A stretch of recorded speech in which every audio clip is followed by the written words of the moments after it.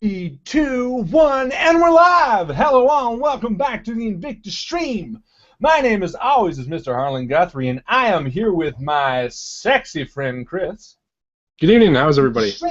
My troglodyte of a friend named Justin. I didn't hear what you said. Troglodyte. Oh, troglodyte. I didn't hear what you said. My philanthropic friend, Mycl. Well, brain farted, but that's okay. okay. Hello! He's got a lot on his mind because we are here with Draghiscu'S Secret, Game 1, the last part of this series, which is Part 10, the finale! I am so excited to be here on this Wednesday night. It has been a fantastic week for me. I got to spend last weekend with my best buds down here below, and the early part of this week doing absolutely fuck all. So I am very excited to be here and really get into this. Guys, this is the end. This is the end, my friend, the end.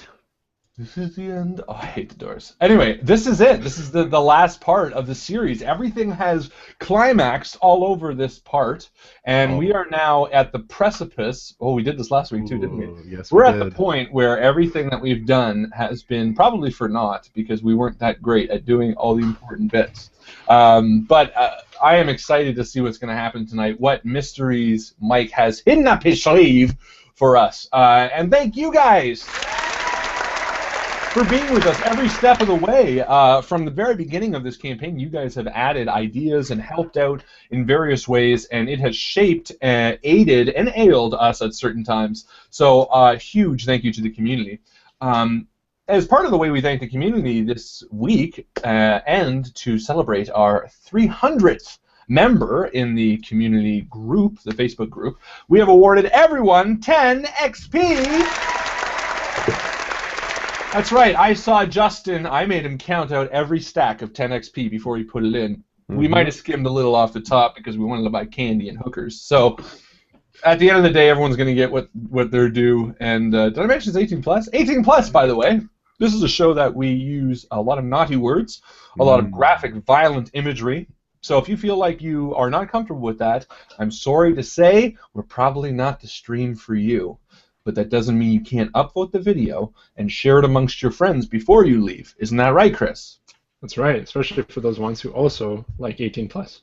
That's right, and I think we all like 18 plus at the end of the day because it's where all the boobs live. Please. So yes, this is Draghiscu'S Secret, Game 1, Part 10. This is, of course, an 18 plus show. Thank you all for being with us here tonight. There are 3 ways that you can help us out by being here and say a little thank you to us for putting this on every Wednesday. That is, first and foremost, by liking the video on YouTube, countering that dastardly one downvote that we always seem to get on the videos before they even premiere. So go ahead and like the video because it makes Mycl feel especially horny. And I know everyone appreciates that. Isn't that right? Yeah, because everyone wants to see that face. That's my favorite face. That's the first time I ever saw that face, and I want to see it more. So go ahead and like the video. Well, it's because you're usually looking the other way. I try to. I look a lot at myself. That's my issue.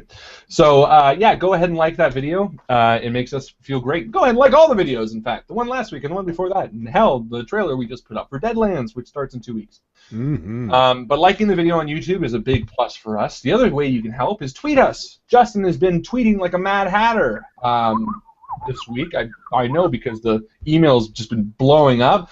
Non-stop Twitter responses. A lot of that is due to some of you guys in the community as well. I see a lot of Jeff Romo out there helping us out. So thank you guys for keeping the communication alive on Twitter because I don't really know how it works. Justin seems to get it. So thank you.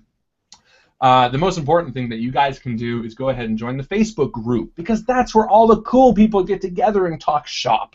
That means RPGs, general gaming advice, stories, and the like. And you can join that simply by searching the Invictus stream along the top bar and joining the group. You can also like the Facebook page, which helps us out a lot too. And it's a similar thing, but less communication-based. So, If you're a part of the Facebook group, you get a little bit of experience points, which will help you change the way tonight is played, as well as all of our future campaigns. That's right. You can spend your experience points to give us advantage, disadvantage, a whole variety of things that our very own Mark Lane actually detailed out last week, and I think is now at the top of the Facebook group.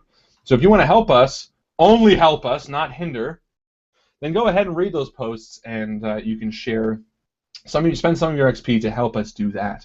But yes, when you join the Facebook group, you get some of that experience point. And another great way to earn that is doing the most valuable post. How do you do the most valuable post? You don't. We pick it.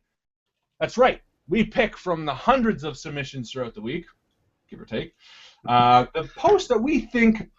Give or take 99? Give or take 99. The post that we think encompasses what we stand for, our values as streamers and gamers and friends. The post that starts a bit of conversation, that kind of shows that you put a little bit of extra work into something, and I have to say, fitting for the finale, this week's MVP is one that was fantastic. To preamble before I kind of go ahead and mention it, it was a post that inspired a ton of comments, a post that inspired each of us below to contribute in some way, Michael, in some small way to it, and it was something that showed a lot of what we're all about. Not just us, but you guys too. I felt a little closer reading some of the histories about what you guys have done in RPG. That's right. Without further ado, the MVP this week is by Mr. Levi Steinbach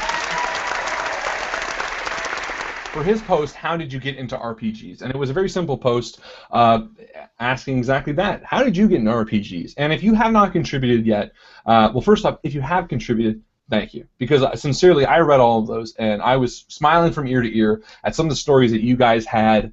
Evan's take on walking through the halls at school, hearing the dice, he kind of did it in a way that was almost as if he was writing a story for an RPG. He popped into the room and started playing. All the stories are fantastic. Some of them going back to 1988, where at least two of us in this group were born, so make you feel old. But it was great. I got to say thank you to Levi or Levi. I'm not too sure how you pronounce it. Levi? Levi? Sorry, did I say? I guess. What did I say? Levi? Sorry. Levi? I was thinking Levi. American Pie. Chevy Levi? Yeah. Sorry, Levi. If that is, I apologize. Either way, huge thank you to you for doing that, because it was great. And anyone who has not contributed, please go ahead. Tell us how you got into RPGs, even if it's a silly little short story or a long-winded, bullshitty post like I did. It is always exciting to have that. So well done, and thank you. Very fitting for the final game. The other thing I am so excited and happy to thank, this is not MVP per se, but this is a huge, huge, huge deal for us.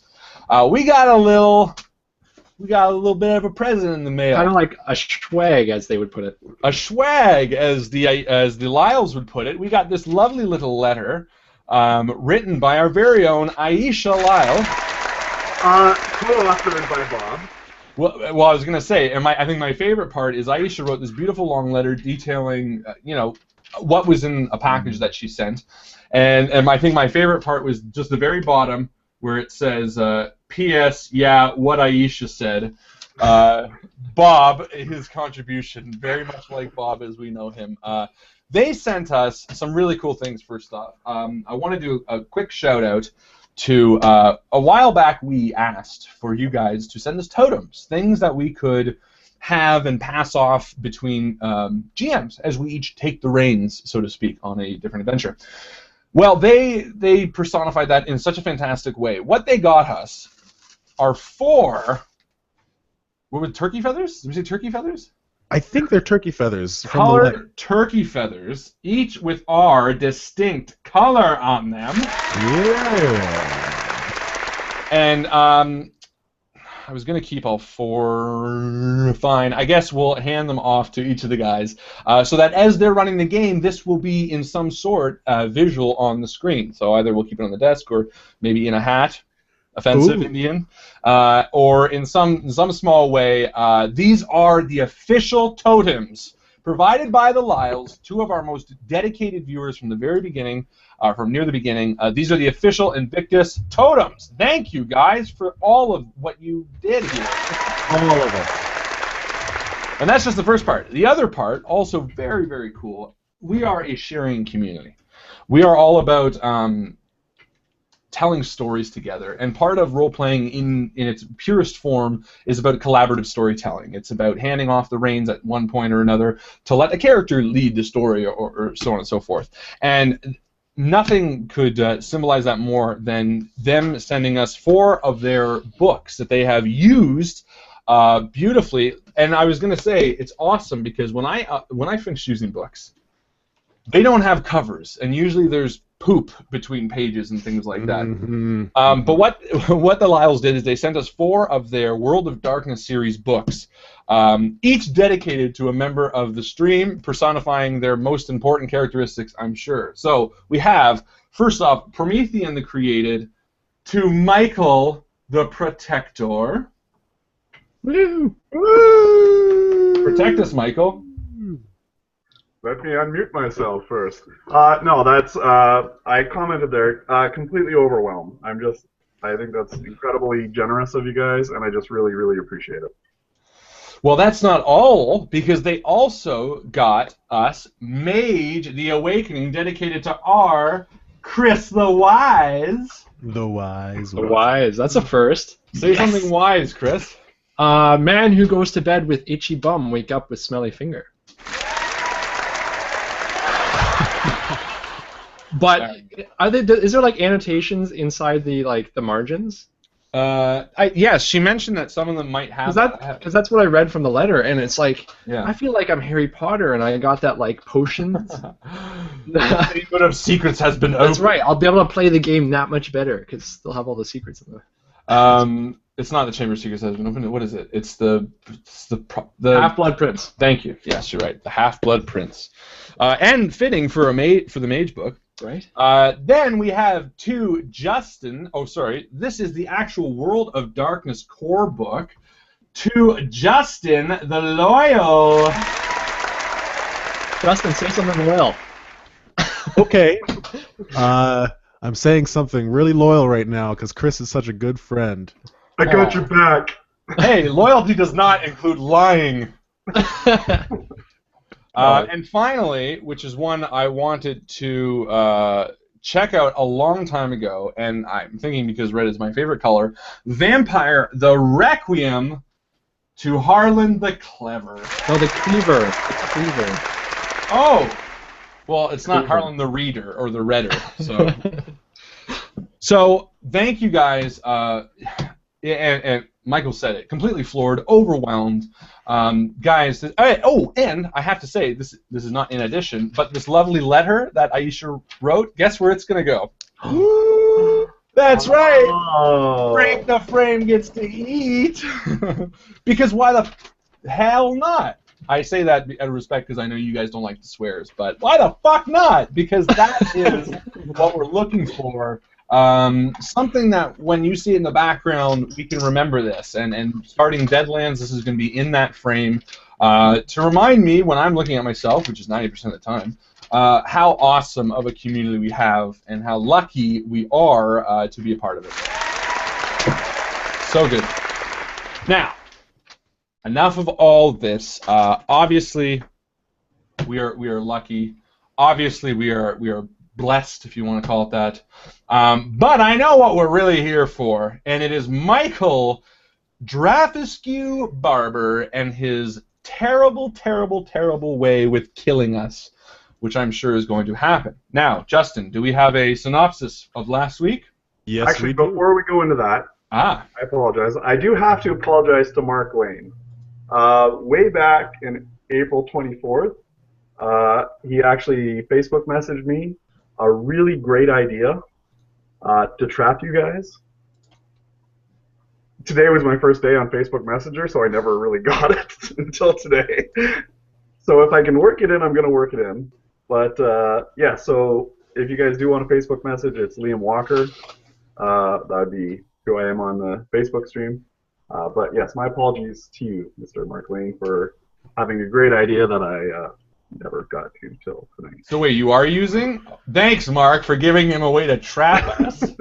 If I can work it in there, it's going to happen. Hey, you're Liam Walker only for a short time. I would imagine that...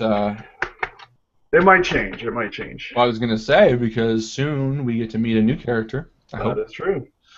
All right, without further ado, on to Justin Thomas James for the synopsis.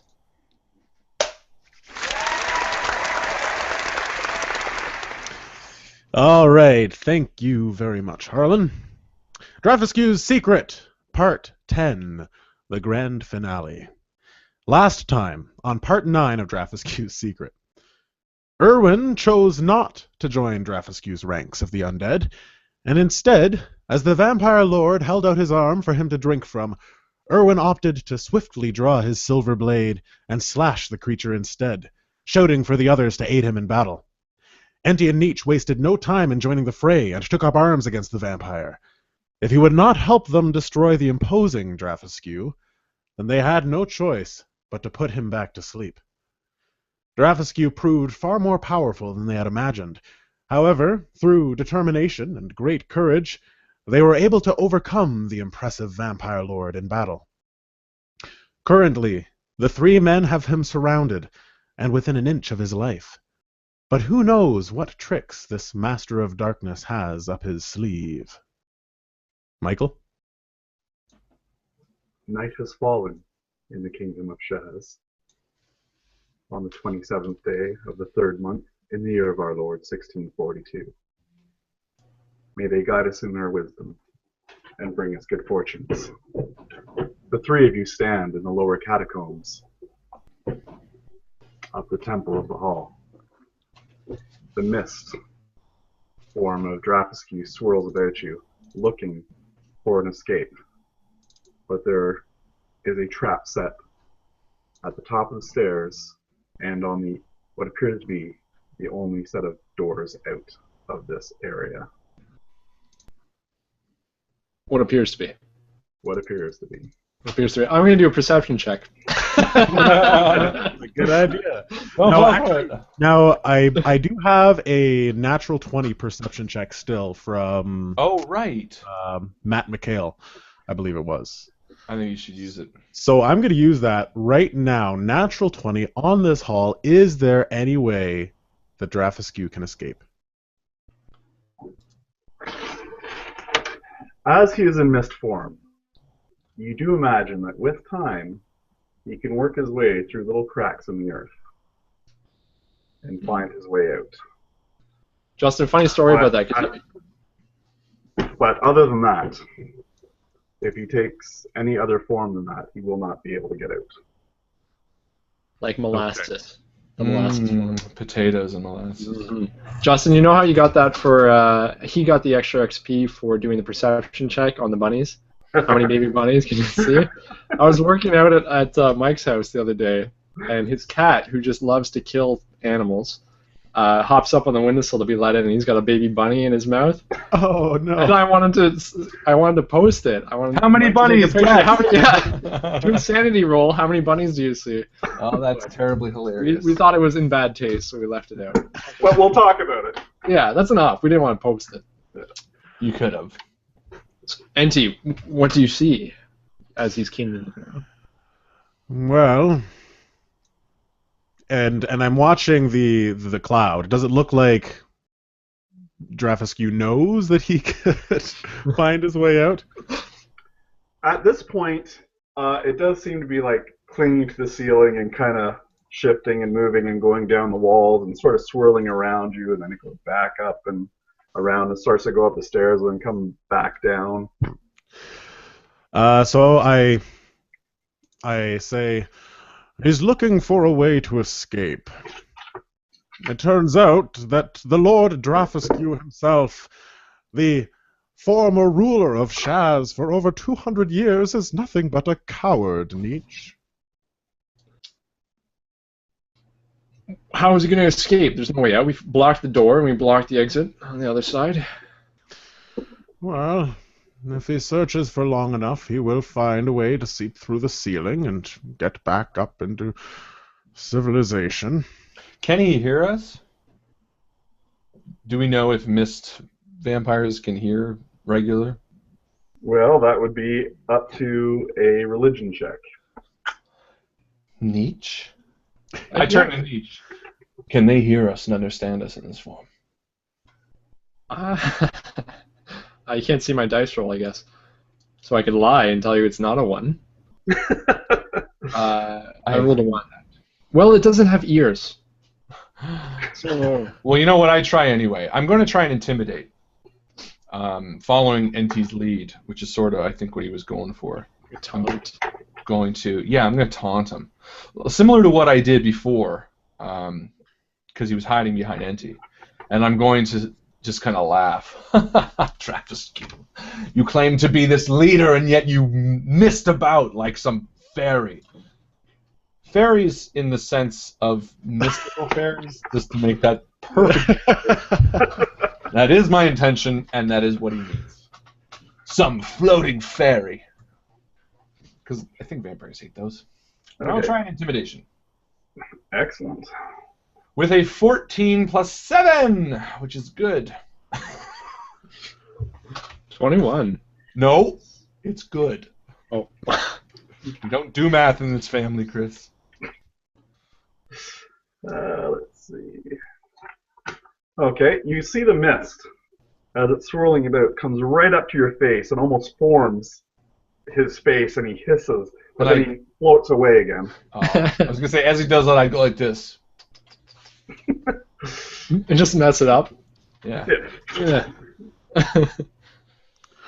So what's behind these doors, Draghiscu? You wanted to escape back here? I think I might have a look. If we open the doors, will it just be more likely that he'll get out? Because did we not stuff something at the base of the door? You didn't need to, because you put the... Right. What if we go and grab the bell and try to chamber him into the bell? It's a heavy bell. It's a heavy bell, and he's on the ceiling right now. Damn it, he's moving too fast. Okay, bad idea. Worth a shot. Well, I'm going to just start attacking the vapor with my... what I can do. Sacred Flame. So I will try that. It's a cantrip. That sounds fair. So I go underneath it, and I say a prayer, and I hope that starts burning it up. Okay, so he has to do... Dexterity saving throw. Dexterity saving throw. Versus my spellcaster ability, which is a 15.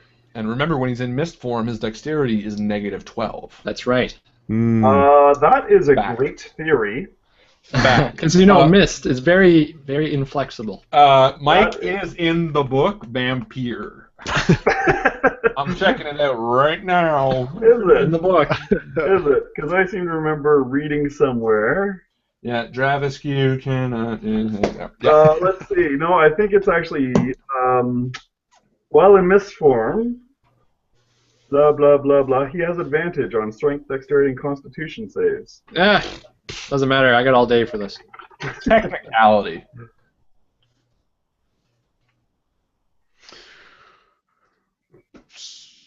So he does not seem to be affected by it.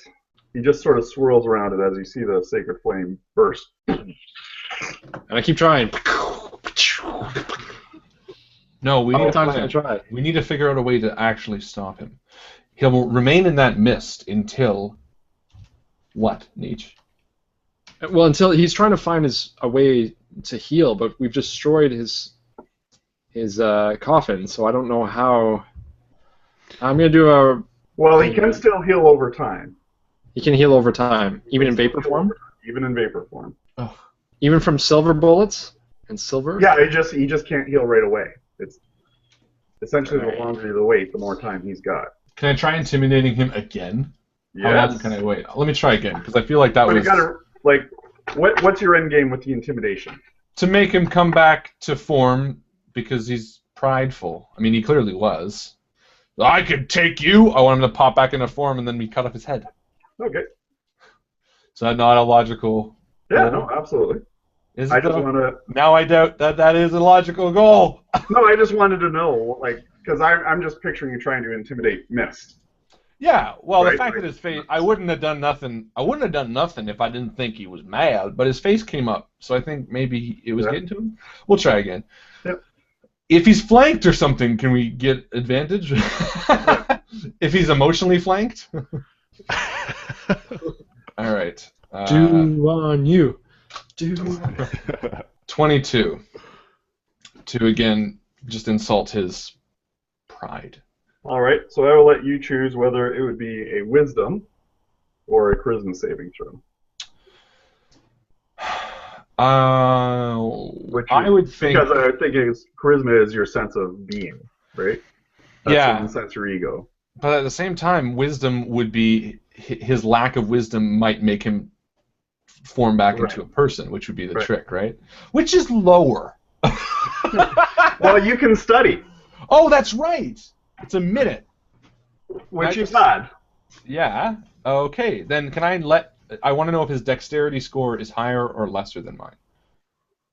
Because it doesn't let me pick. It's just strength, dexterity, or con. So we'll see if the dex is higher or lower. We're saying. All right.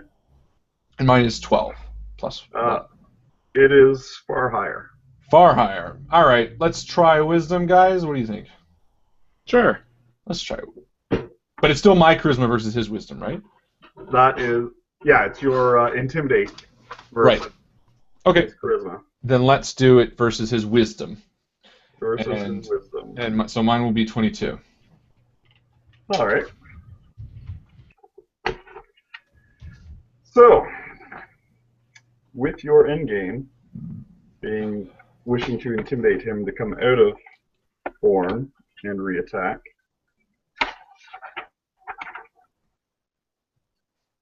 you see the mist swirl, and it kind of, in a sense, as you're doing this, flies away from you into the far right-hand corner, and again you see him formed fully, clinging onto the ceiling and the walls.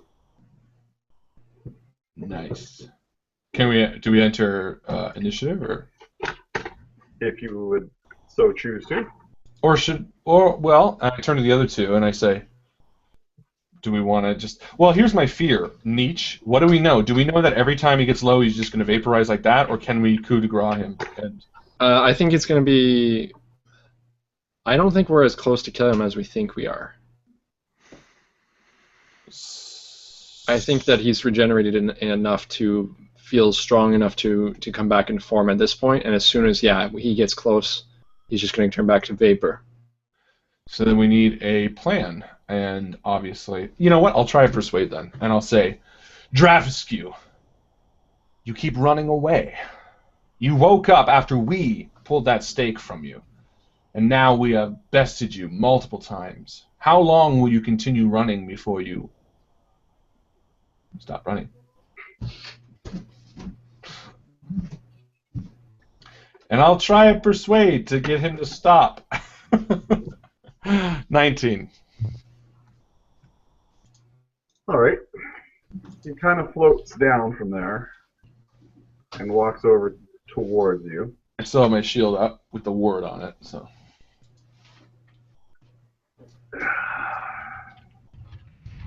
Tell me, Kipling, what is it you propose now, if you will not drink from me? And I turn to Nietzsche and Unti. What do we want, boys? Tell them. Tell them the thing. We want our lives, Draghiscu. Draghiscu, your time here is you cannot rule a land that you've been gone for 200 years. Your time is done. It's time for you to be with your wife. Let us kill you quietly. Stop fighting. What is it that you propose? I propose you either leave this land, or we will continue to hunt you down until you are dead, and you will never come back. Hold on, though. And what land do you suggest? No, stop. Hold Nietzsche. on. No, why? No. Chaz, we don't want him here. As if we're talking behind the shield. Yeah, right? Why do we want him to leave alive? Well, It's either that or we kill him. I have an idea. I don't want him here existing, but I'm not sure how we should kill him yet. So I think better than you leaves.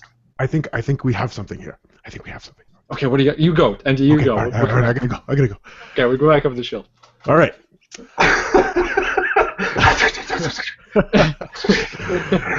you seen the labyrinth when they're like the guys at the door and they're like discussing it? It's like yeah. Anyways, Draghiscu. Yes, Nietzsche is right. You have been separated from your wife for a very long time, and while I do not know your situation, if it were me, I would want to be with her as soon as possible. I wouldn't stay here in this mortal realm and keep tabs on pieces of land and borders and all that. I would end it and try to be with her. Now, you are a different person, obviously, or vampire, might I say, but there is unfinished business here to be taken care of. the Casper approach, I like that, NT. What I propose is that once this impostor is destroyed and brought to justice for befouling your noble name, that will be a good time for you to find peace and be again with your wife.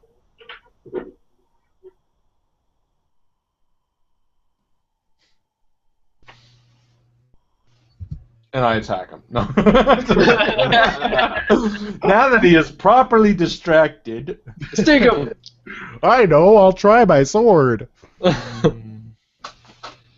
So you propose that I end my undeath.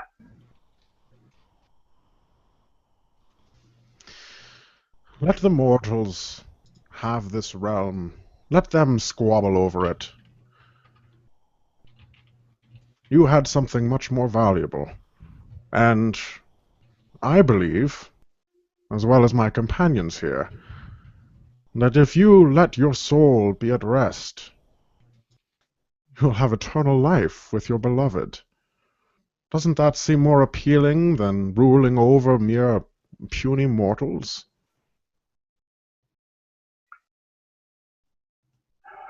And yet, it is a land full of life and food that tends to its own farming and fattens itself up for me. Why would I want to give that up? Well, one of my religious friends could probably explain this better than I can, but from what I've heard about the afterlife is that the joys and bountiful harvest that you have from this land and all the food you have here is but a shy, pale comparison to what you will find in the afterlife. That is my belief.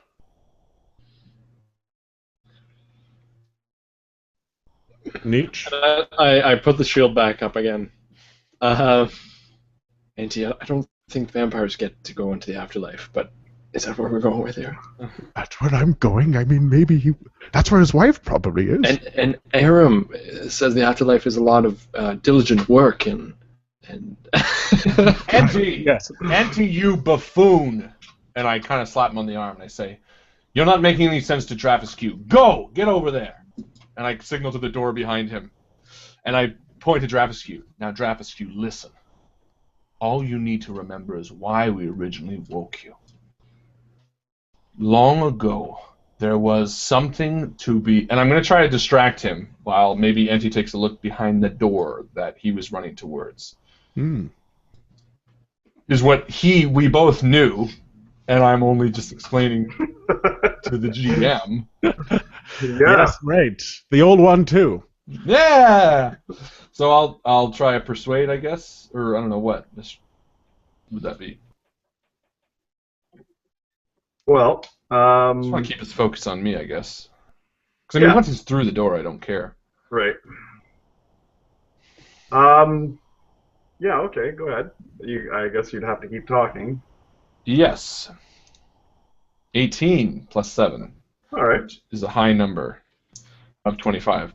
And Draghiscu, when we awoke you, we asked for your aid. Not even as equals, but your aid against this impostor. We had no dog in this fight, minus Rogue, who's been very bored for about 3 episodes. We only wanted to help you and do what was right for the lands. And this is how you betrayed us, treating us like mortals. When really, we are click. Yes. All right. So while he's talking, Well, there's no target sensitive. yeah. So in a sense, Justin, I want you to make a stealth roll versus his perception.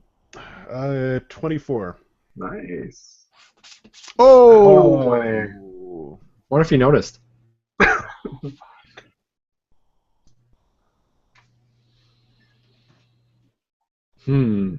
What's the fucking chances? So as you hear a little click, you start to open the door because you wanted to see what was behind there, correct?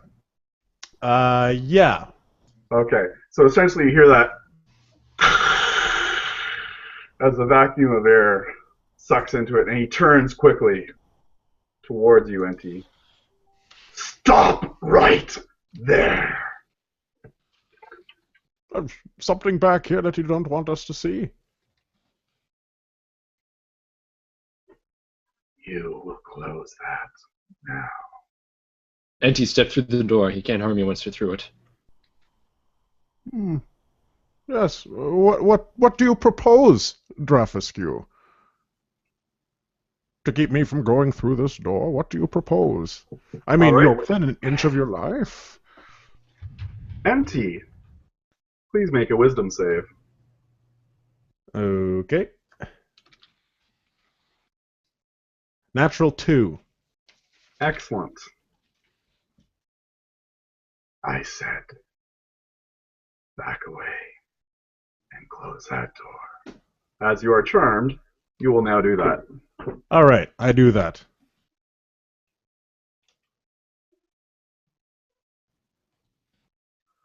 NT,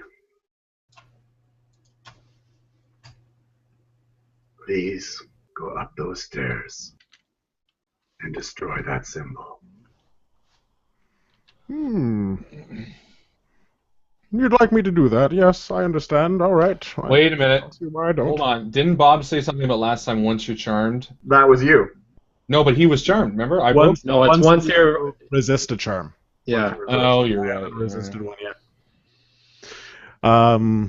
All right. Well, I guess I'm going to go up and do this. Now, remember what I said about your wife. Now, I did mean that. I wasn't just messing around, old chap.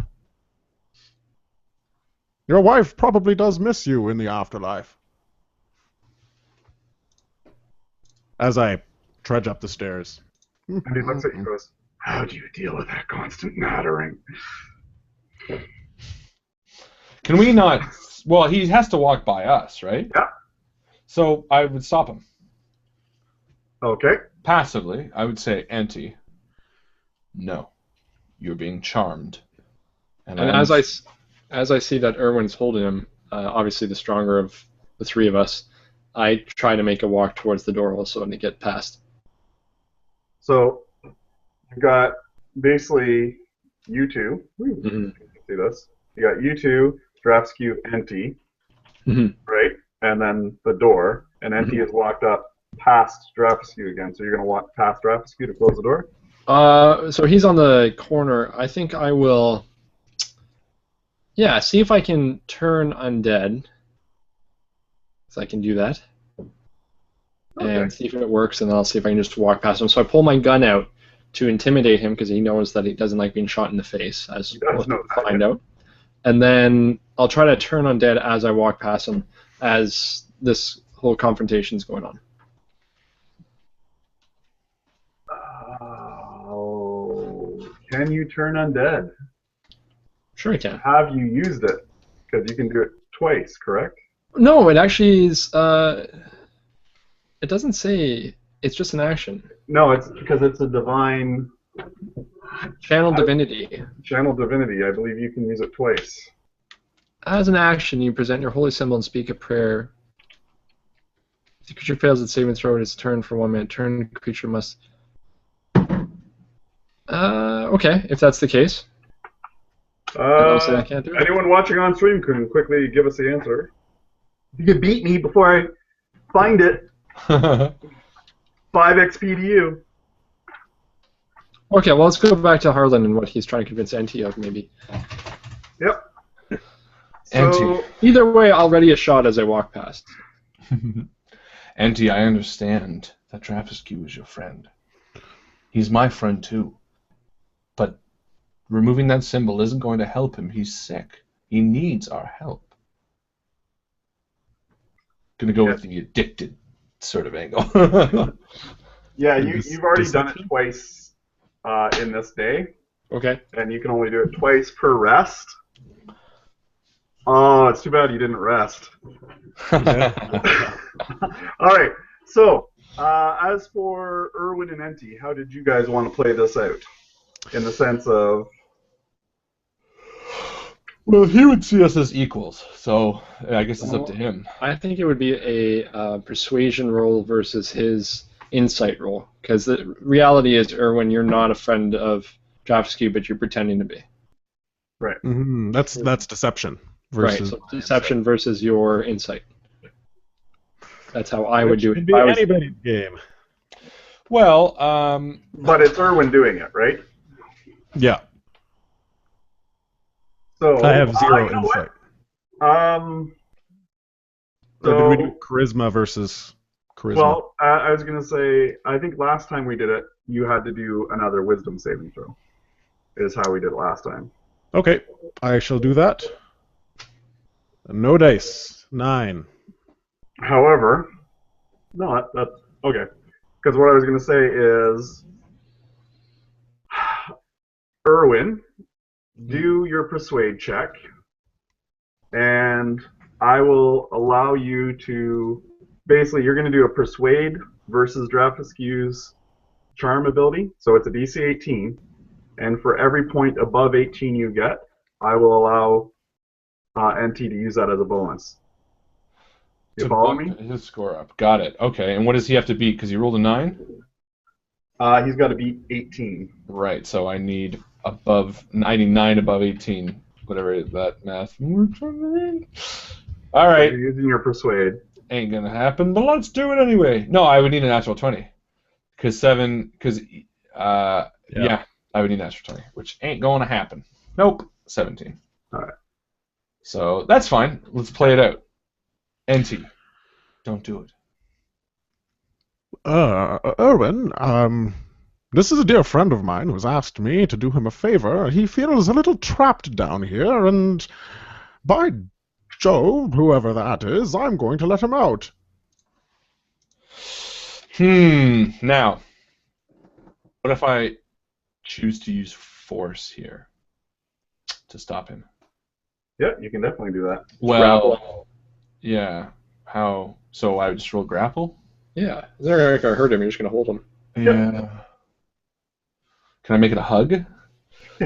Empty. Let's hug it out. It's a really long hug. All right, then I will try to grapple him. Excellent.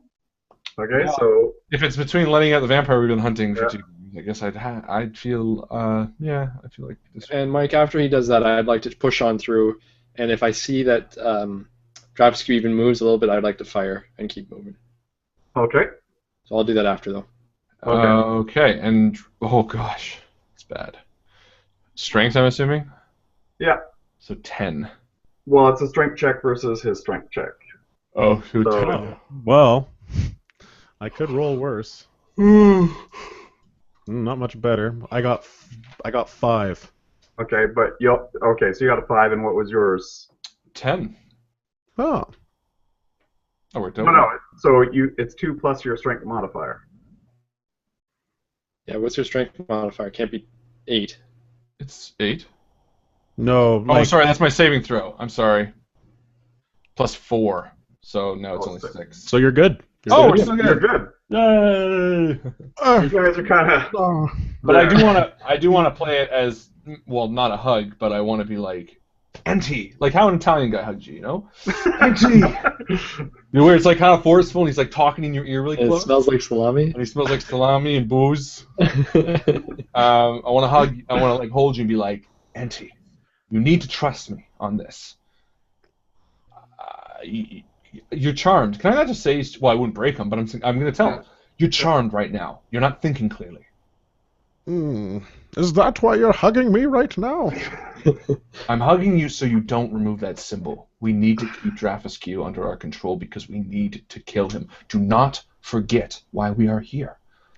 So, 10 games ago we left to kill him. You should use Enti as a human shield as you walk through the door, so that way he has to hit Enti. That's not a good idea. All right, so what we'll do is I'll give you guys. Yeah. I'll give you guys one more chance to save, and the only reason I'm doing it this way is because it is a low magic world. If we were sticking to high magic world, I wouldn't give you guys these opportunities. No, but, I rolled an 8. Okay, and so Harlan, it's your persuade versus natural 20. 18. What? What's natural 20? That's what you're gonna roll. You've got to roll a natural 20 for me to succeed in my wisdom. What? Shit. Okay. Someone on the stream was asking if they can spend. I assume no, but I just want to clarify that they can spend XP to break a charm. No, but they can spend XP to give +8 to any roll. Well, hang on. Oh, maybe they can. They can.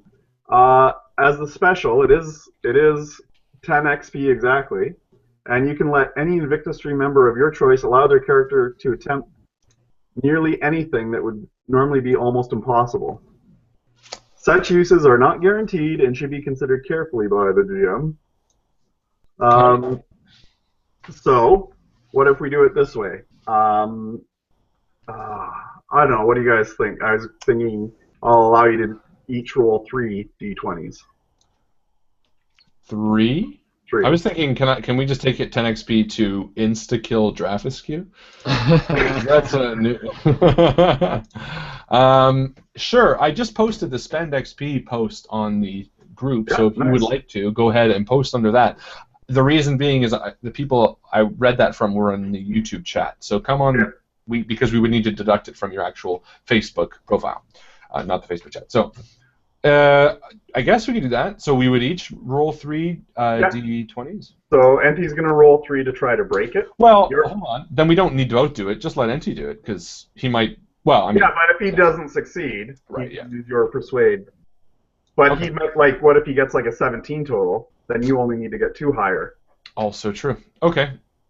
3 d20s. Well, let's still wait until someone well, they said it. You're good for it, whoever you are. So come to this thing. It was Saber-Tooth. Whoever Saber-Tooth. Oh, on YouTube. Oh, so they might not have any XP. Well, that's my thinking. That's why I wanted to wait. Okay, so let's wait. Let's go to Nietzsche then. Tila Mian also said that. We also we do have 10 experience points. Oh, David did. Sorry. So David should have 10. David McDowell said he donates XP. Yeah. Okay. All right, are we doing it? No. We're giving them extra chances. You're not my friend anymore. Go for it, Justin. All right, here we go. 3 natural 20s. No way! That's a glitch. No way! Yes, that's how it's done. The fuck? Holy cow. That's the best roll we have ever had. Oh my god. I think we're done, guys. I think we're good. So yeah, thank you for watching the stream. Thank you so much for the stream. That was it. I don't think we're going to end on top.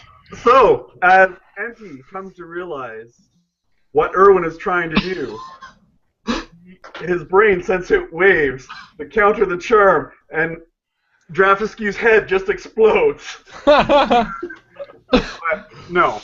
Okay, so there you guys are. So you're there in that moment, realizing that Enti is coming through, and now we will go to Nietzsche.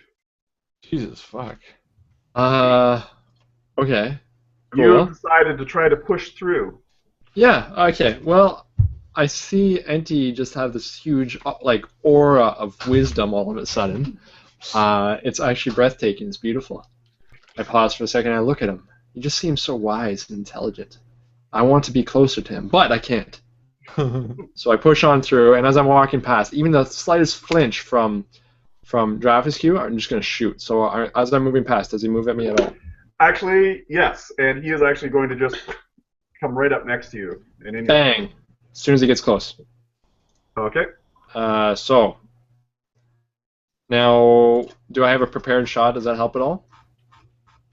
Do you have a prepared shot? I'll just say no. Okay. But 23. 23, so that definitely hits.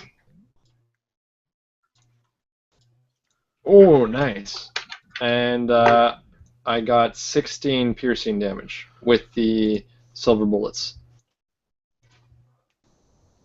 So he flinches, and as soon as he's in front of my gun again, I said, "You still haven't figured this thing out." Bang! Right in the face.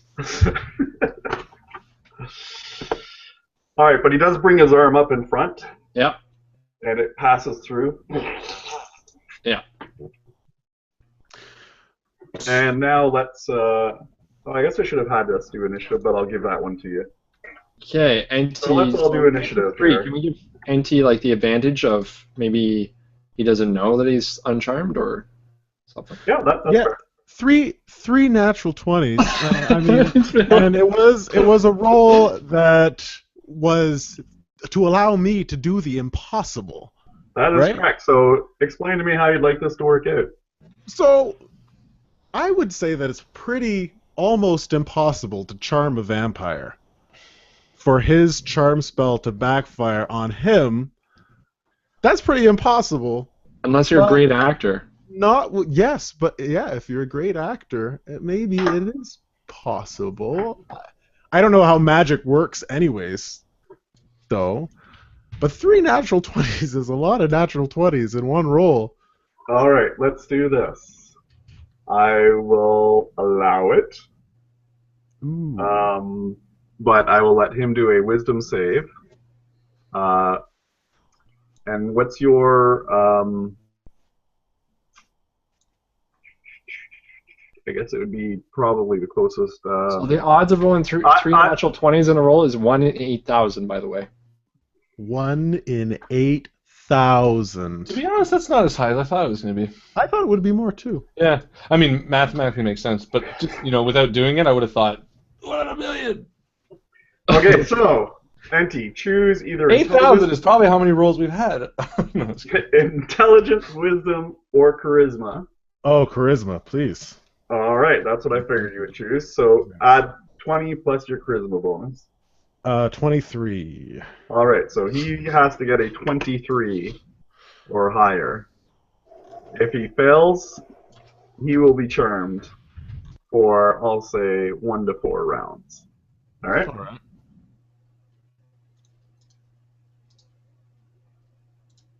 And you can see a look of confusion as he's up against Nietzsche. His face goes from feral fury to just a gap in time. And now we'll roll initiative. Wait, did it succeed? It did not. Oh, well, hold on. We have 10 XP. Can we change that?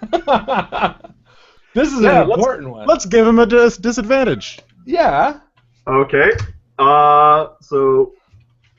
Jeff Romo donated 10 for the player pool. I will vote this as the most important roll. So let's do it. Unless, can we -8 or something? I guess not, eh? Well, Justin, are you ever going to take the 20 down? Here's the thing about this. Yeah, you never take them down.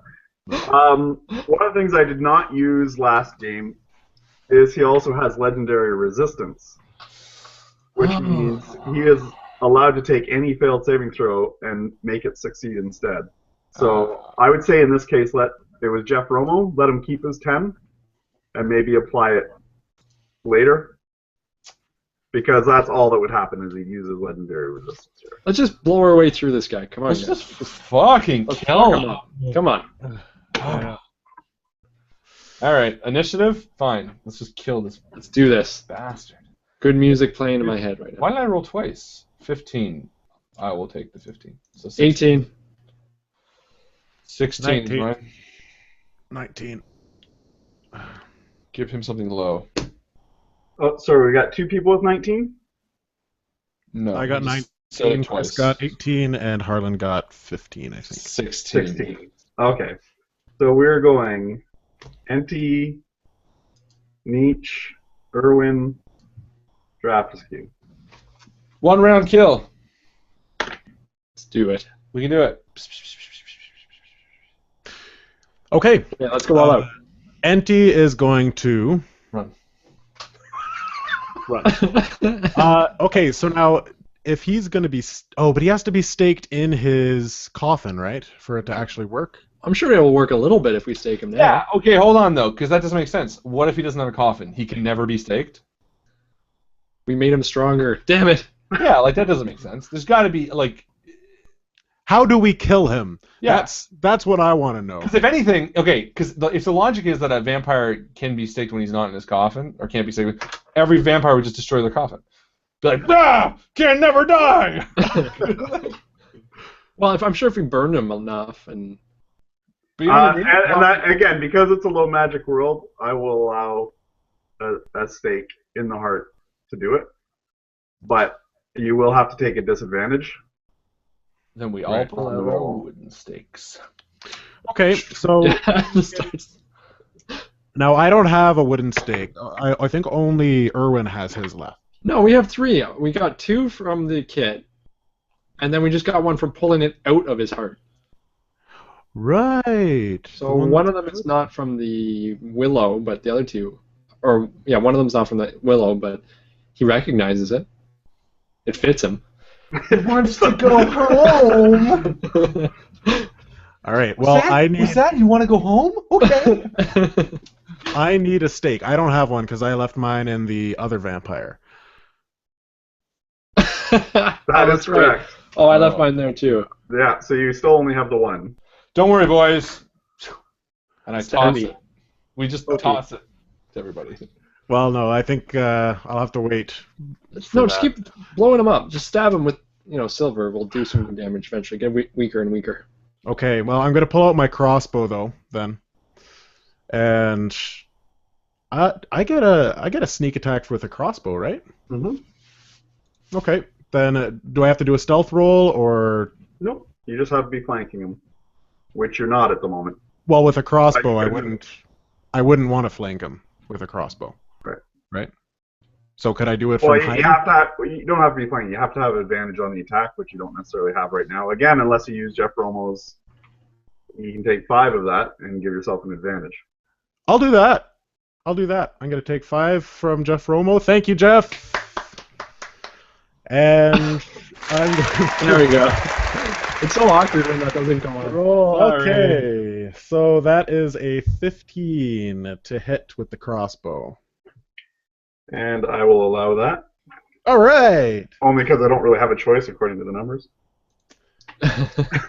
And so crossbow does 1d6.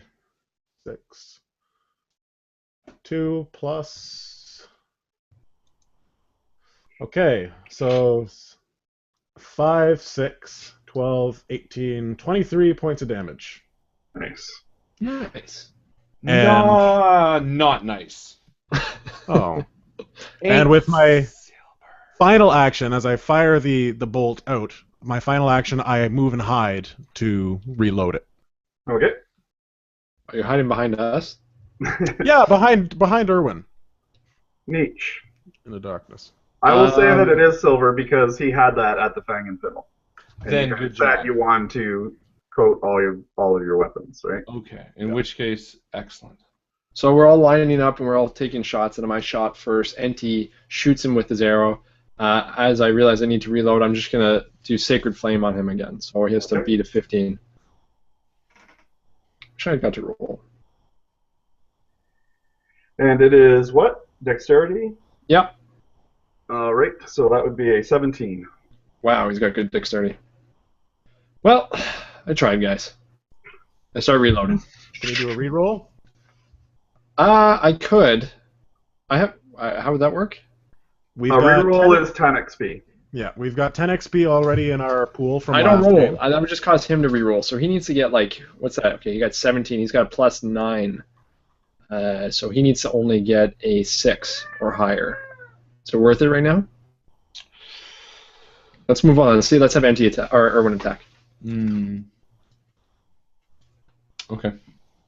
I will take his sword and. Okay, now it is a great sword, which means it's two-handed, so you have to drop your shield. Right. I will use my sword. No, I don't want him to take it. Tricky dick. Let's say. Do they have to be low to stake, or can I just stake when he's at like full health? No, you can stake at full health.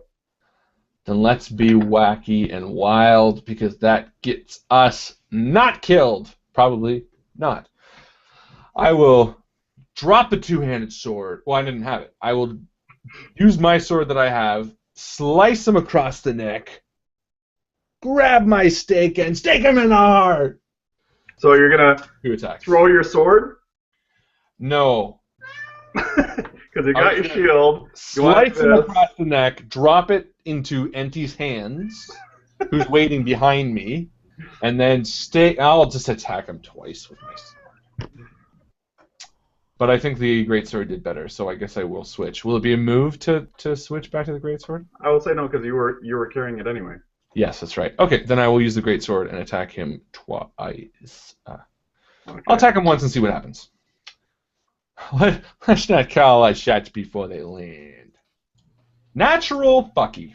Oh, did you call your shot? Did you call your shot? I did. I said across the neck. Ooh, okay. Because I've done that with all of my shots. Yeah. Excellent. Well, if you're doing called shots, you do disadvantage. But I'll leave it. Because,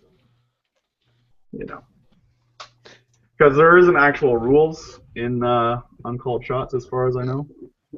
I do not believe there is at this point. But either way, is it going to do more or less damage because it's the neck? Really? So, let's do this.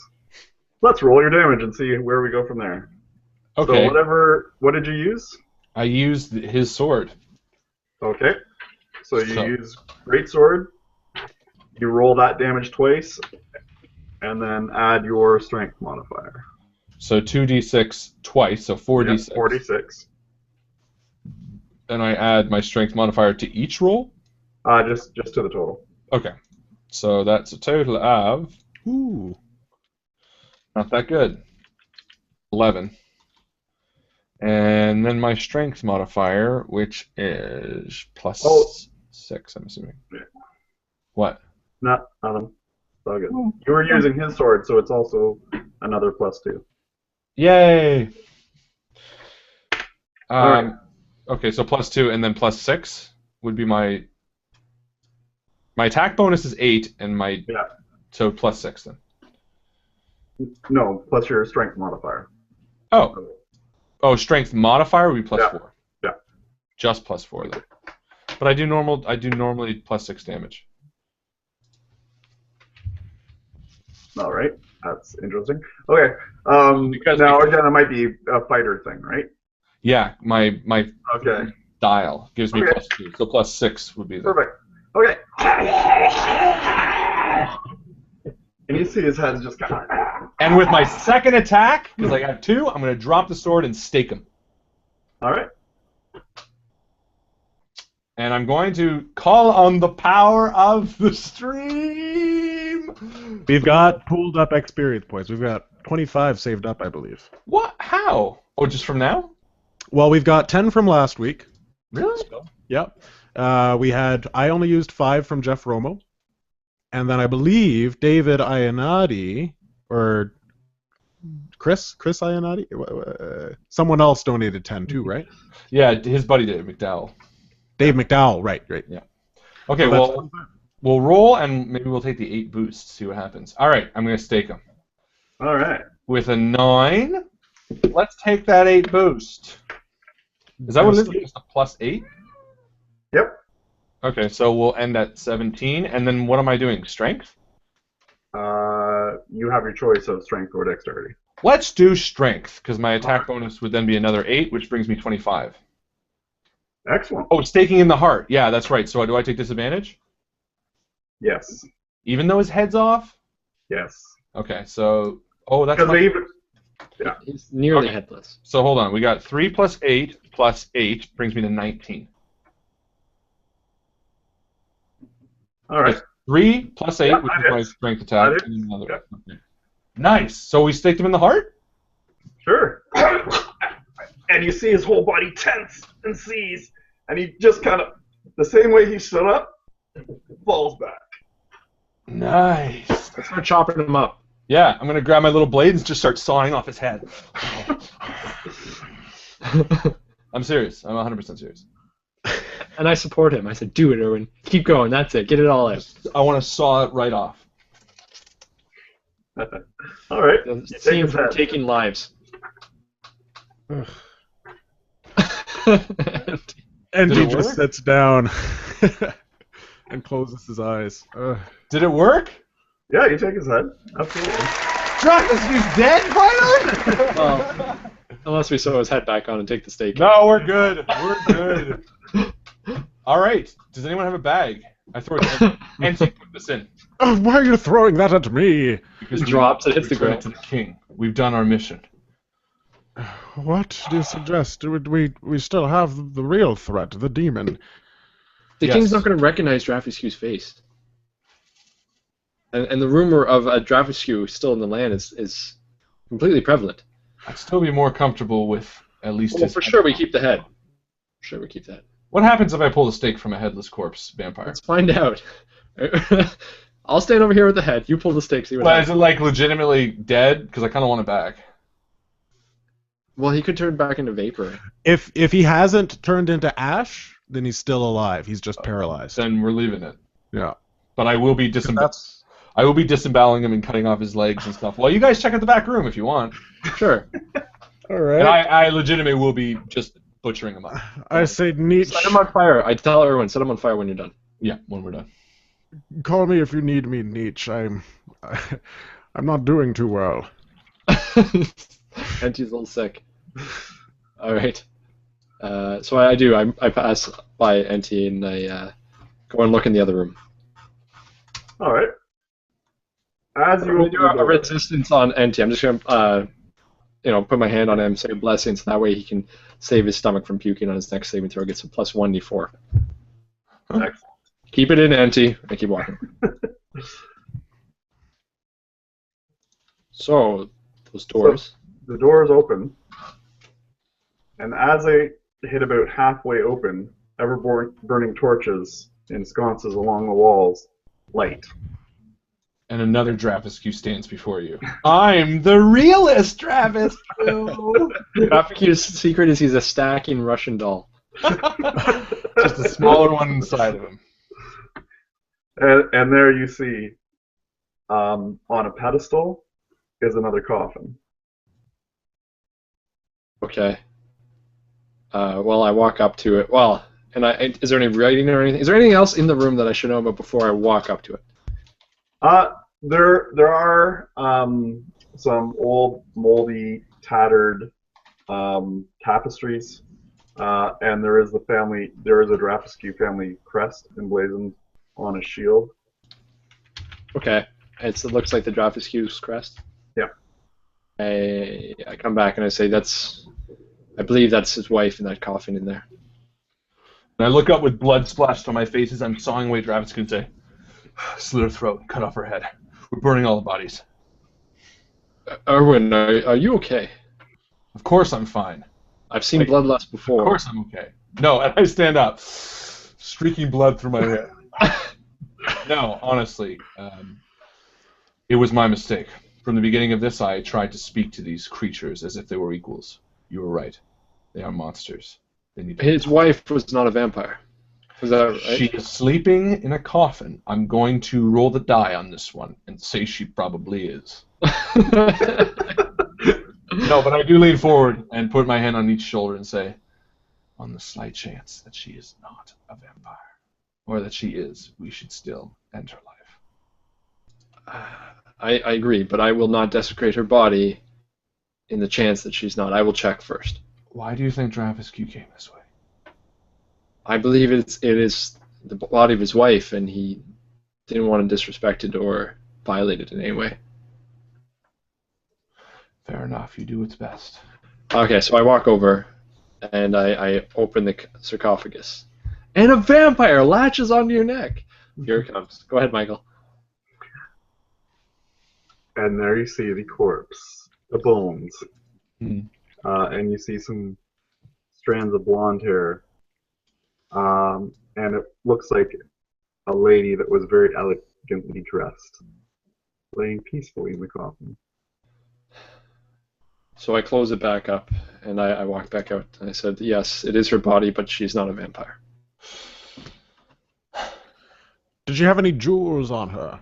Anything buried with her that You know might what? be able to lighten her burden? NT, no. I don't even care if there was. I just tell NT no. I turn to NT and I kind of nod.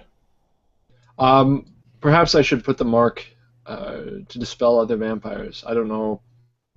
I believe Draghiscu's gone for good, as I see Irwin just drenched in blood. Well, not that much, because clearly he was still hungry. Yeah, but just to be There's a bird's leg in safe, here. I walk back over and I inscribe on the coffin. I want to take his fangs. Success. Away. All right. You have. Careful, those things can bite even after they're dead. So there you are in the lower catacombs of the Temple of the Hall. Irwin, drenched in the blood of a vampire, licking his lips as he does. Oh no, don't do that. I'm not doing that, guys. Don't worry. Neat, your blessing thing really works. I really thought that this would have made me queasier than it is, but I seem to be taking it just fine. Aram, it's good for what ails you. So I would stand up after desecrating that body, or just cutting it up, and I wouldn't be covered in blood. I mean, I would just have some on my hands and where I wiped my face. And I would say, there is still the impostor. Now, do we reveal to the cultist that he is an impostor and show him the body or the head of Draghiscu? I think it is nightfall. I think I should go to that stake with the head of Draghiscu and the teeth I pulled from his mouth and prove that they are worshipping a false prophet. But isn't the false Draghiscu going to meet you at the stake? And then we're just going to have to do episode 9 all over again. Perhaps the alternative is to leave this place. Well, do you really feel that we're in any situation to defeat the imposter if it did come to combat? Even with these cultists on our side? The imposter said that he wanted a soul. And I walk into the room with the coffin, and I open it up. I want to do perception on the body, just not in doubting, just kind of looking over. And I'm also watching him, but carefully, that he's not doing anything disrespectful. With a terrible 2. And I say, it's too dark in here. Auntie, do you see anything? Or, alternatively, no, I guess if it was a 1, I was going to say, you fully believe whatever it was that you were planning that it might be, but Oh, that no, would be on a 1. Yeah. I pulled out my ever-burning torch and I handed it to him. Ah, much better. Let me look again with a 5, not much better. So, NT, give him yours. We're getting there. Auntie, hand me your torch with a 17! 2 torches! My torch is brighter. What are you looking for, anyway? No, I just want to take a look at the body, maybe see how it died, but more importantly, as NT pointed out, see if there's anything in the coffin of significance. Oh, so now it's a good idea. I actually nodded to you and said, that's a great idea. Oh, I see, okay. You dick. All right, well, that's true. Okay, you, again, having the military background that you do see in around the center of the rib cage, some of the ribs are shattered, more than likely from a blade. You do see there is a silver necklace of Bahal that's kind of fallen in the ribs and laying on the bottom of the coffin. Does the And you do find a very, obviously very ancient and very well crafted, what must have been her, like a wedding bracelet. do any of the items seem significant? I call Nietzsche over, NNT, and I say, Draghiscu was coming here, perhaps only to be with his wife before he died.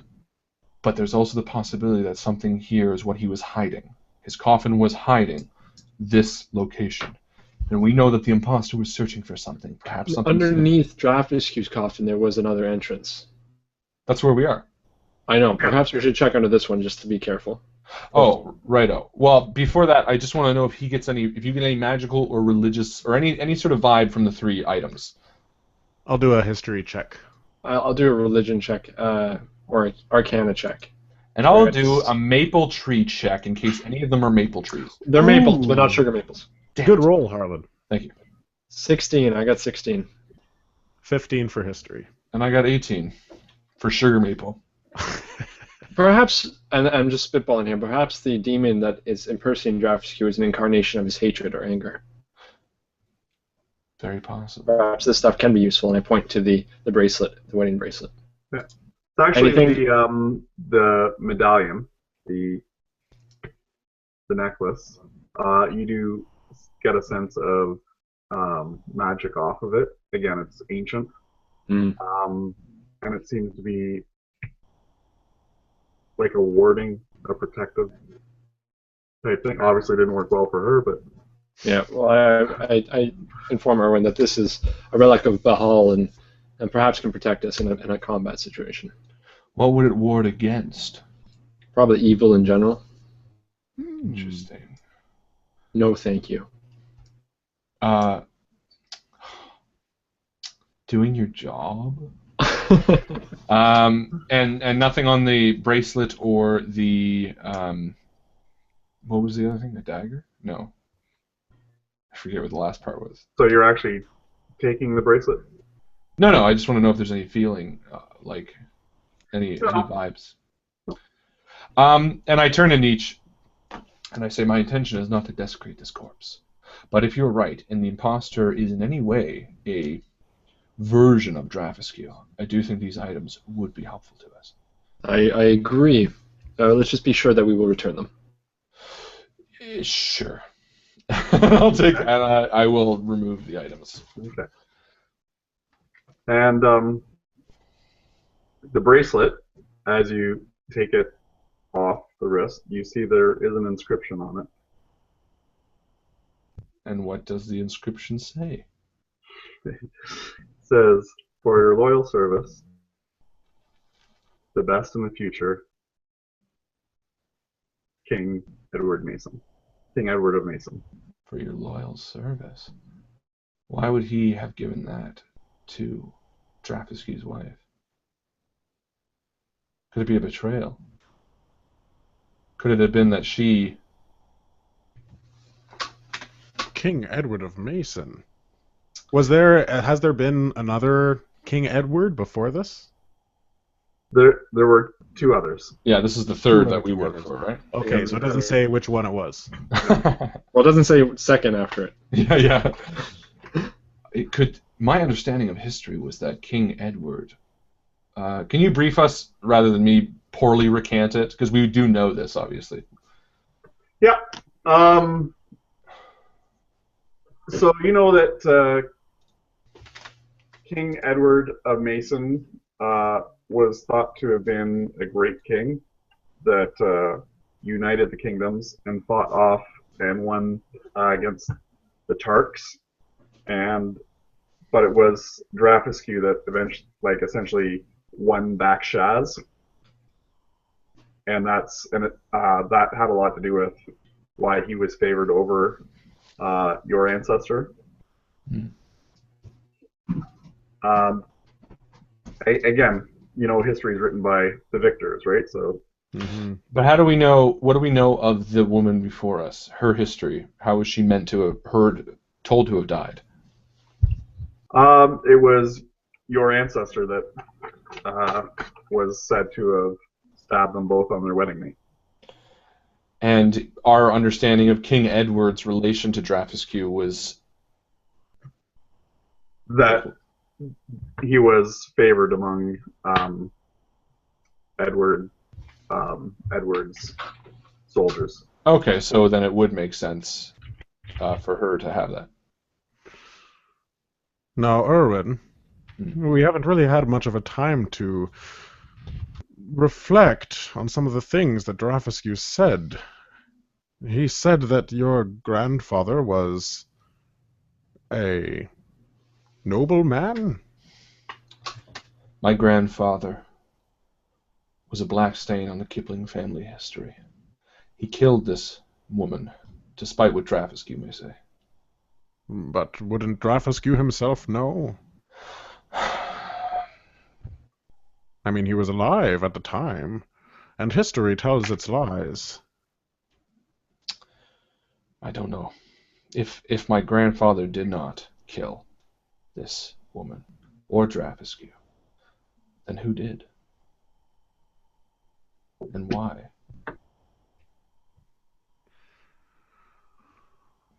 Well, let's take these items, and they might be helpful. And what was the third item? We had the amulet, the wedding bracelet, and... That was it. Oh, there was the shield. The crest, the crest. family crest. Right, okay. And for safe measure, we move her coffin a bit. Your grandfather was sent here, as we're moving the coffin, Erwin, to kill Draghiscu and his wife, or His fiancée. fiance. Why was that? Do you know from your family history? No, I do not know. Now, Yeah, you would know that Draghiscu was painted as a worshipper of demons. Yes, I mean, I don't know the truth at this point because it's all messed up, but Draghiscu was apparently a worshiper. huh. Now, this is kind of meta, but going back to the main, like the first game that we did, the pregame, Yeah. it was Edward of Mason who sent us on the quest to kill Draghiscu. And we got there, and Draghiscu ended up being just a decent guy getting married. That's right. Now, if I So- see that she's wearing a pendant of Bahal, Yeah. does that indicate to me that she wouldn't be a demon worshipper? And if I was accurate in portraying the amulet as a ward against evil, that those congruencies would be there would be a discongruency. Yes. Maybe she was a plant. Well, she could not be a worshipper of demons, Erwin. There's no way that is the reason why you, or at least, if your grandfather did kill her for that reason, he was misled, because Bahal is not a demon. As false a god as he is, it is not an evil god, and the amulet wards against evil. So what are we saying? That the man who sent my grandfather to kill these two people was looking for more lands and tried to trick them, and then what? Who killed them? Well, your grandfather, who did he work for? Who would have sent him? I don't know. Did his grandfather work for the king, Mike? Well, meta he did, but we don't know that, I don't think. But I feel like your service to the King Edward lineage has been something that's been carried forth, right? Well, we tried to erect it after his black stain against the kingdom. And that's the thing right now. I'm learning the meta in the games. The meta essentially was that the three guys, for the community too, the first game was that the three characters 600 plus years ago were hired by the king to kill Draghiscu, as Justin said. What? Chris Lawrence thinks we should unstake Draghiscu in the bell so we can have an imp situation again to ask him questions. Who are you arguing for? So they basically let Draghiscu walk, and then Draghiscu and his wife were killed. And meta, we know that Draghiscu came back pissed off. So in the storyline, we would know that, or in the meta, we would know that King Edward was evil. He hired these guys to kill him. In this game, the new King Edward, which we would have to assume isn't of the same. I mean, it's the same blood, but wouldn't. I mean, I wouldn't think he. Even if I knew what I knew, I wouldn't think he would be bad as well. I mean, it seems weird, but hired us to come down here. Draghiscu said, "No, your guy was fine. Your great-great-grandfather was fine," and now we're. Well, we have enough evidence to question And the fact that there's a bracelet that says King Edward on it, and that she clearly was not a demon worshipper. But nothing in this explains the impostor. No, I agree. I think the only thing that, to me, is that...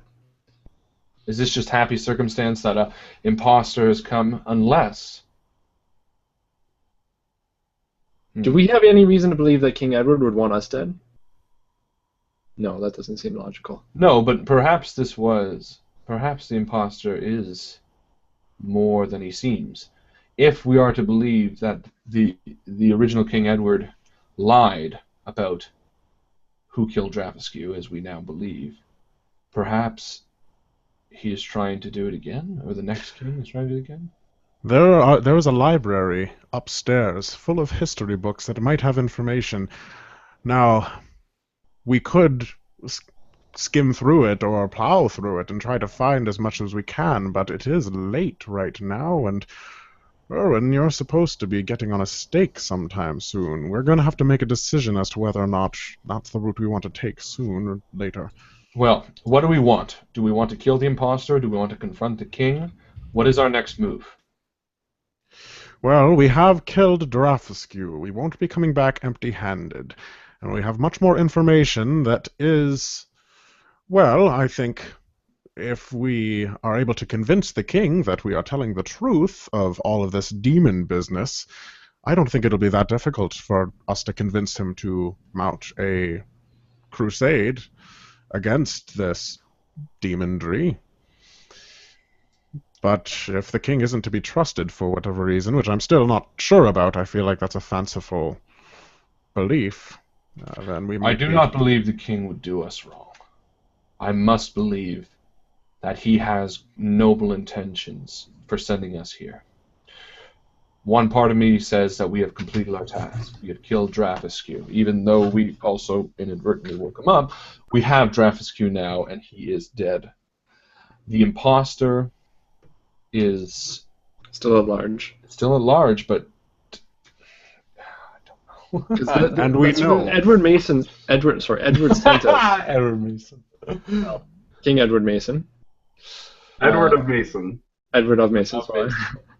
Don't trust Eddie Mason. That's right. Sent us here to kill or find out... To kill Draghiscu, at least the person who's pretending to be Draghiscu and murdering and taking over Shaz. We have not done that. We started a new... We awoke a new demon, but the one we have sent here to kill is still at large. But we've also now unearthed questions about, dare I say it, the possible ulterior motives of our king. And being lawful good, at heart, that would still be hearsay for me to think that the king could be anything other than noble. Luckily, I'm not lawful good, and I say I do believe that the old king was not lawful good, and blood, in my belief, runs deep. Erwin, I know you to be an honorable man, and Draghiscu seemed to think that your great-grandfather was honorable. I think something in history is amiss. The king would have records and know of this. I think there is something he's keeping from us, and maybe we do need to go and speak to him before we move forward. What do you think, Auntie? Well, I think, personally, no offense, I'm sitting at about 7 hit points. No, but seriously, I do not believe we could sustain another battle. Which I concur with. Do this. I think that we would have to regroup and rally, and whether or not we go back to the king, that is for us to decide when we're on the road. But Nietzsche, I believe that with your knowledge of demons, with everything that we know about the demons, you know how to create poultices that will protect us from them. You know what their weaknesses are. 3 of us may not be so effective, but if you were to train an army under the king, then we'd be able to do much more damage to this demon lord than just the 3 of us alone. And Erwin, with your leadership capabilities, I feel that no platoon would fail under your command. Myself, I think I'll go back to the stage. Live a life of whores. We still need someone to entertain the troops on the battlefield. USO. So are we considering leaving here with an imposter still at large? I think if we try to make a run for it tonight, we will die on our feet. That's also a truth. I think we stay here till sunrise and hope that we make it that long. The cultists are looking for me. I know, the demons out there, we've had a close encounter with them already. I think, how many hit points do you have? 50, right? Yeah, I'm okay. But I have no spells. I think, at this point, we should. Yes? I'm trying to think how to do this. I think, okay, I'll just be straight with it. I think at this point, we should do both plans. I think I'm still strong enough to continue on the path that I was thinking. I will head out there and head to the stake and see what I can learn about this imposter. Meanwhile, I think Nietzsche and you, Enti, I think you should return to the king and confront him with this information and find out exactly what we were sent here to do. I do not want to leave you here, Erwin. I know, but with me as a distraction, I think it should give you the opportunity to slip out. And I also think... I think you're right. I think maybe if we... I hate to say it, I think that this might be the only course we can take, but allow us at least to make sure that no harm will come to you, and if something's going to go amiss, we'll be here to back you up. If it seems like it's working, and you can at least stay covertly within the folds of the cultist until we return, you know, that would be okay. But if anything's going to amiss, I will not be able to rest soundly again knowing that we left you. Fair. That is fair. I will station myself in the bell tower.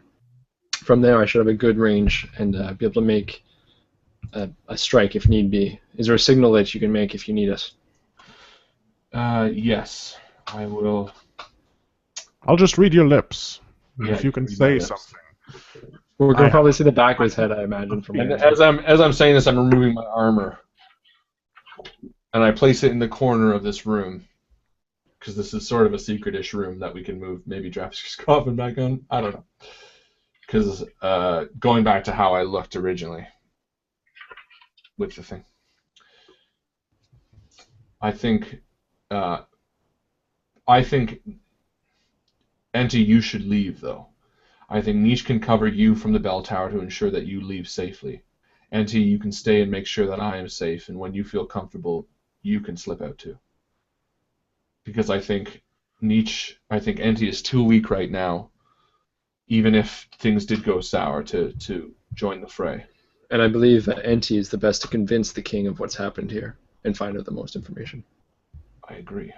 So he should have the most of a lead, at least. I will try to follow you, Enti, after, if I know that Erwin is safe, but you should have the head start. Oh, all right. We're all going our separate ways, are we? Only for a short time. Yeah, we will return. All right. So tell me exactly what you want me to do. So the plan is you want me to escape here while Erwin is distracting. I will go to the horses, hop I will on. meet you on the road, and we will get back to Edward as soon as we can with the information of what's transpired here and find out the truth. You're going to meet me at the inn or just on the road? We'll grab the horses and bring them as close as you can. If I can make it out. If I can't, then you will be forced to leave without me. Erwin is going to try to impersonate a cultist and join their ranks so as not to raise suspicion. Yes, I just want to make sure that I have all of my steps planned, rehearsed. All right. I think I'm ready. Okay. And Enti, take care of Rogue. Oh, well, you can do that. You're going to be fine. Actually, yeah, maybe if I do get in the cultist, yeah, just leave him by the door. It'd be nice to have a little bit of backup. Animals welcome. All right. So should I take the amulet? I mean, the pendant that protects against evil. I mean, Well, we need evidence for Irwin. We should leave something with Irwin just in case the plan needs to change, and that he needs some sort. I believe the Bahal's necklace should stay with Irwin, but the bracelet Auntie should take. and that's going to ward away demons. That's all I really care about. Yes, it'll help protect you. All right. I will take that. Whew. Does anyone else have adrenaline pumping?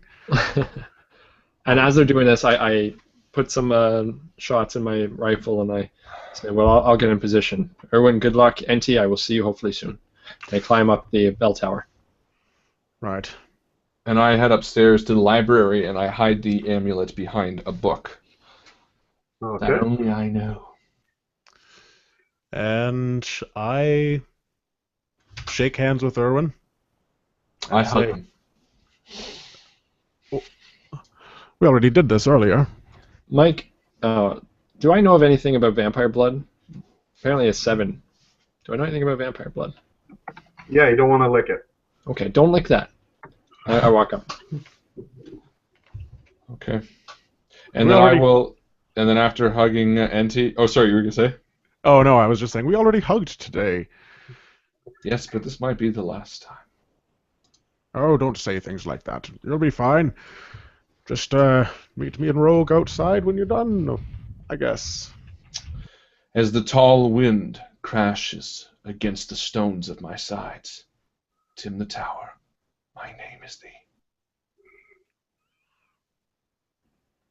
And I slip out the side door, slip out the side window of the church, and I start heading towards the stake that I'm supposed to be at. All right. So, Enti, you're going out the window towards the back. Yes, and before I do, I reflect just for an instant. I don't do a monologue or anything, but I think how here I was thinking that I was going to be taking on the role of a lifetime, and yet my friend, my good friend and brother Irwin, is truly taking on the role of a lifetime, and I can't help but admire him for that. And then I make my way out the window. Michael, before we go on to Yep. this very epic, Yep. I believe, ending that seems to be shaping up, some of the stream want to pool to help out Enti, which I think is Okay. great. They want Oh, to see if nice. they can maybe pull together to get some health, maybe a potion that he finds on his way out of the monastery. There is. Basically, it was called. There's 2 ways we could do it. For 10 XP, you can recall any spell that you've lost. Mm. Okay, so if there's enough XP, you can get right back to full spells. They also have the ability to do What's This, which is basically an equal amount of XP equals gold pieces. So I believe a healing potion would be 50 XP. So that, So I think they- it's probably They more would have cost. to spend. Yeah, it's more cost effective to give you spells back. Well, just give me 1 spell back, I think. Yeah. So if Hugh Audet, Hughes, I don't Ug Audet, wanted to, it was his idea. So I think, if it's okay with you, Auntie, I think I will, maybe as you're leaving, as I'm in the bell tower, I can say a prayer from a distance, and with everything I got that's left in me, and I can heal you. Sweet. Yeah, okay, so we've got 25 experience in the pool. Right, so that would give me, what, 2 Plus- spells back, Mike? Is that what it Plus says? 15 Yeah, from big. Hughes for that. So let's just take let's just do 10 for now, because I like the cinematic idea that it's, the only thing I got left is to say this prayer for you. Can we also call my talk inspiring leader for temporary hit points? Because I said something. Yes, because I believe you guys are through them all, correct? Cool. Yes. Yeah, so also 13 HP to everybody, including myself. Oh, Okay. 13 HP? Yeah. Ah, fantastic. Sweet, sweet, succulent. So HP. Justin, Yes. you heal 4d8 hit points plus 11. Oh, wow. Will you roll for me? Sure. So as he's leaving, I say a prayer to Arm. I say, please, Arm, make sure that he's safe on his way. And this all turns out well. Okay, so 12, 20, 21 plus 11 is 32 points of hit points. Wow. Jesus. Okay. Can you pray for me too? That was all I had. Damn it! Well, honestly, Prayer of Healing does up to 6 creatures of your choice. Well, then do me, man. So I will do him as well, and me. Yep. Because I could definitely use it. I think I'm going to get bitten by vampires like 100 times. Let me see what my max health was before I put that up. 41 plus 13 is 54. All right. Everyone's at full. And how many hit points is it? What did I say, Justin? 42. I think it said 32. Plus 6 42 plus 6 is 12, 20, plus 21 plus 11 is 32. 32 hit points. Okay, Oh, no. yeah. I'm But not that- at full just yet. Well, my bad then. I think I did that. Well, you got 13 from Harlan as well, Justin. Yes, that's what I was thinking. So 13 from Harlan, and 32, then so that 32. makes- 52, yeah. Because I was at 20. And I have 88, Ooh, nice. which is still not full. Jeez. Yeah. All right. Does this change our plan? No, I'm just kidding. Just stick with it. Yeah, let's just kill them all now. No, this is good. Now we actually have a shot. Probably. Now, do I still have some of that poultice? The demon poultice? I believe so, because it was a vampire poultice, I believe, right? Yes. So they can't smell you. Yeah. Now, one of you gave yours away. I believe it was Erwin, Sure. I wouldn't be Right. wearing it anyway. because I believe you gave it to one of the boys in the village. Yeah. Hey guys, I'm willing to be bitten by a vampire, but I'm wearing this poultice that Yeah. I hate. I hate them. All right. So, Enti, describe your escape and make a stealth check.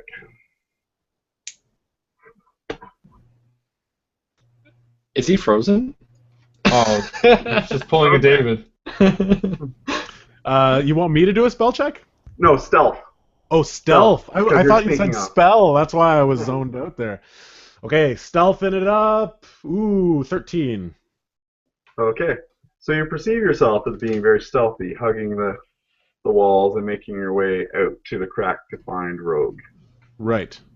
As that happens, simultaneously, Nietzsche, you are climbing the bell tower to get yourself into a nice position where you can see the layout before you and get in position for a good shot.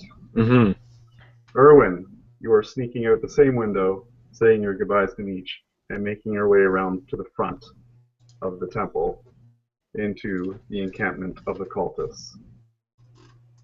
Nietzsche, you reach the top, set yourself in a position essentially at the same time as Erwin comes around the corner.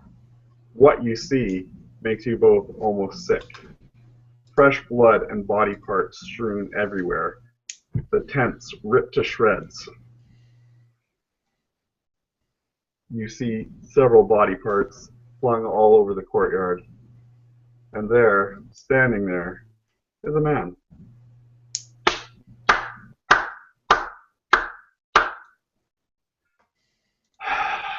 Well done, gentlemen. Well done. My name is Henry of Talruth.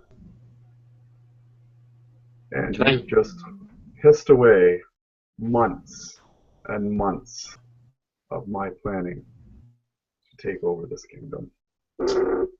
I fear I shall have to start again. And with that, he snaps his fingers and disappears.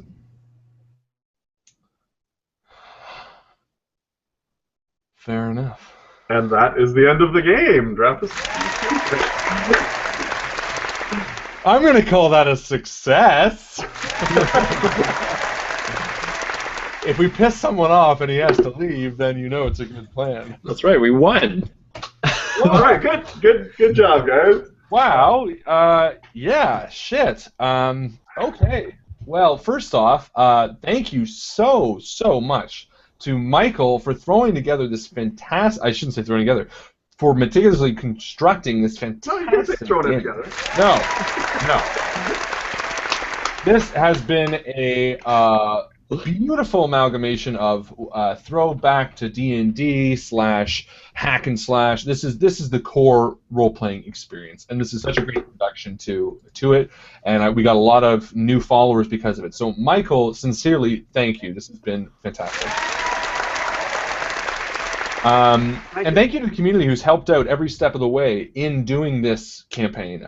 You guys picked so much. Mike, what's some of the stuff that they helped shape in this campaign?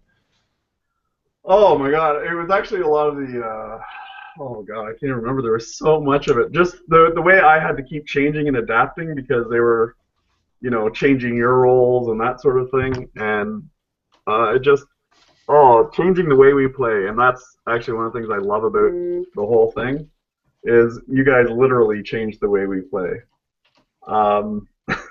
Yeah, no, it's absolutely true. So, Mycl, thank you so much.